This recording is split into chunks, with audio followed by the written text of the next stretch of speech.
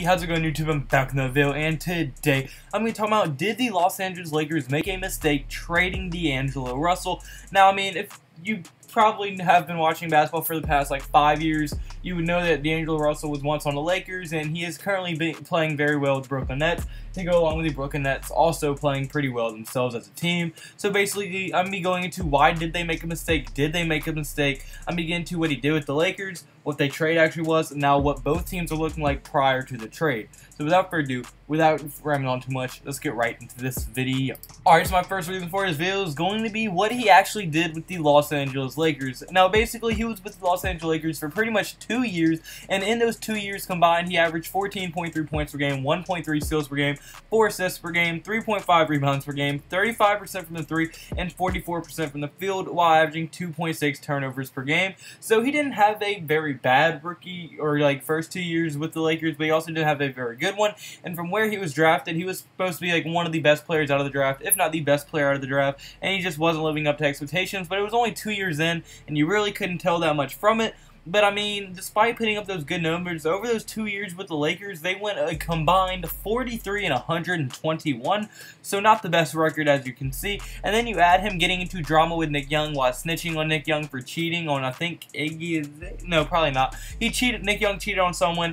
And D'Angelo Russell, for some reason, snitched on Nick Young, and then there was a whole bunch of drama. The relationship between him and the team got toxic. He got labeled as a snitch. So pretty much the Lakers were almost forced into trading him. Plus, since he wasn't really living up to expectations, it wasn't that hard of a thing to trade him at all. But I mean, still, D'Lo was looking like a very good player. He was going to turn out to be a pretty good scorer in the league, even despite the toxic relationship with the Lakers organization. I was still surprised they only traded him for what they did. And basically what the trade was for was that they traded D'Angelo Russell and Timothy Mozgov for Brook Lopez and the 27th overall pick in the first round.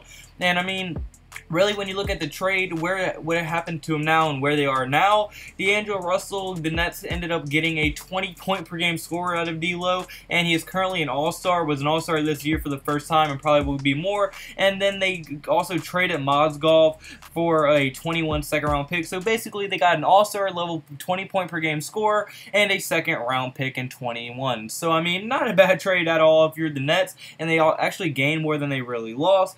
And then when you look at the Lakers side, they let Brook Lopez walk in free agency after a pretty lackluster year with the Lakers, and that 27th overall pick ended up being Kyle Kuzma, so you could definitely say it worked out, as Kyle Kuzma is one of the better young players in the league, and he's shown tons of potential, and I would not be surprised if he's an all-star in the future, as in his first 2 seasons in the NBA, he is averaging 16 points per game, 1.8 assists per game, 6.3 rebounds per game in just his first 2 years, and this year alone was able to average 18.5 points per game, 2.7 assists per game, and 5.6 rebounds per game. So when you really do look at it, both teams kind of came out really good. I think the Brooklyn Nets actually won because they have another pick to go on side of D'Angelo Russell, while all the Lakers really got was a good young player, while the Nets got a really good young player plus a pick. So I would say the Nets won, but not by a large margin at all. And some would probably argue that Kuzma's better than D'Lo, or will be better. I currently don't think that at all. D'Angelo Russell is one of the better players in the league as of right now. Definitely one of the better scorers in the league. So yeah, I think that the Nets definitely won that trade, but not by a lot, just by a little. It was pretty even as far as most trades do go.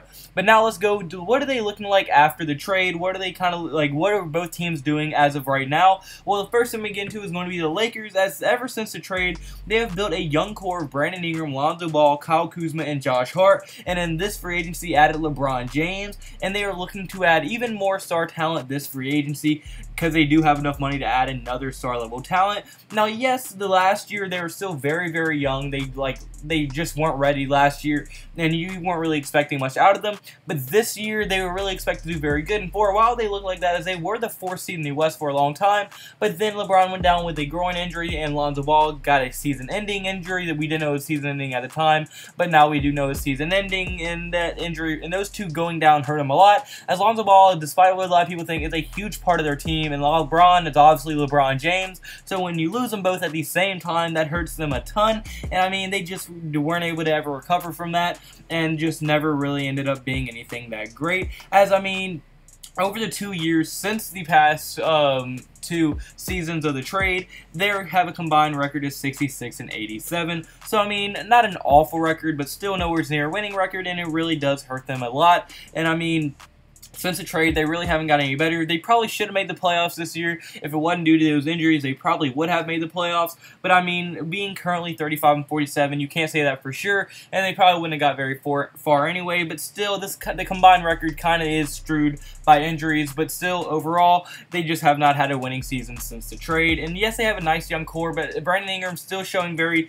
like, is he really going to develop into the player everybody thinks? No one really knows anymore because he's been a while and he still isn't that great. Lonzo Ball is still developing, but has shown injury issues, but he's still developing very nice. Kyle Kuzma's playing very good, and Josh Hart will be a very nice sixth man to go along for a long time to come. So, like, we really don't know how this team's going to mesh very well, and, like, they're probably still meshing. Like, that young core has a lot of talent, plus all the trade rumors where literally all of their names were on the trade block for Anthony Davis. That really hurt the chemistry as well, and when you're as young as the locker room as that can really shake it up and hurt the team. So when you combine all of that, really, the Lakers have not made it very far since the D'Lo trade, despite building a pretty nice young core and team around it.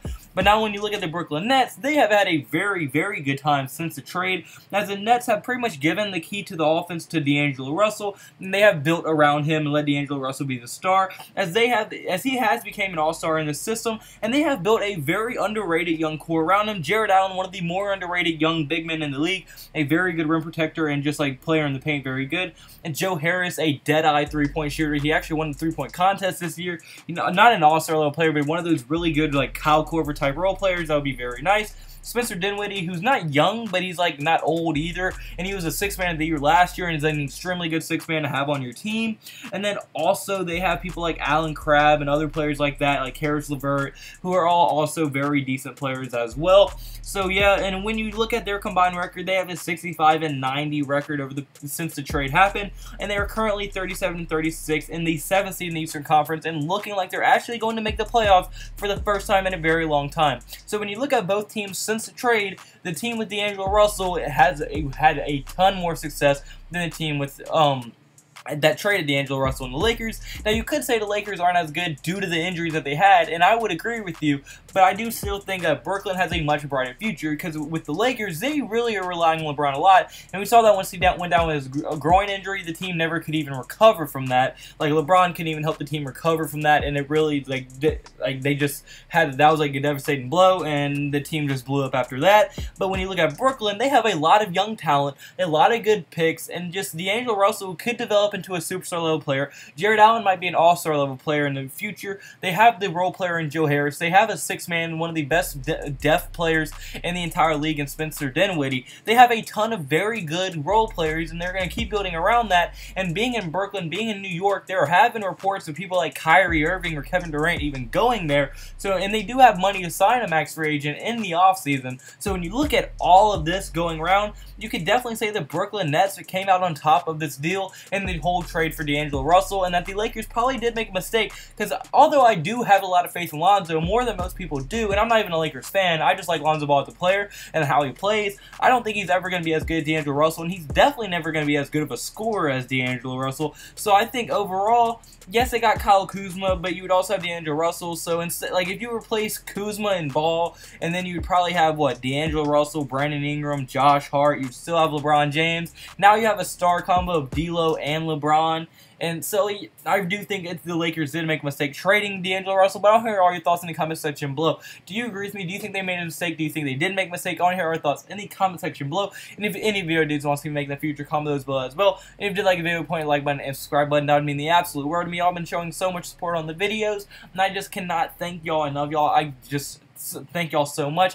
But I also have to give all glory to God, as He's the reason I'm here. He's blessed me, put me in the position to make these videos every other day for you guys, spread His name through these videos, and really just help people find Him and like Him as a savior, and just like really spread His name. But He also helps me and blesses me every day, keeps people around me safe, keeps the people around me healthy. Same with me, and I hope He does the same with y'all. But like I said, that's it for this video. So I hope you did like the video point, and if you did, hit the like button, subscribe button, and hope you have a blessed day. Could have a blessed day, so you need to have a blessed day. See you in tomorrow's video.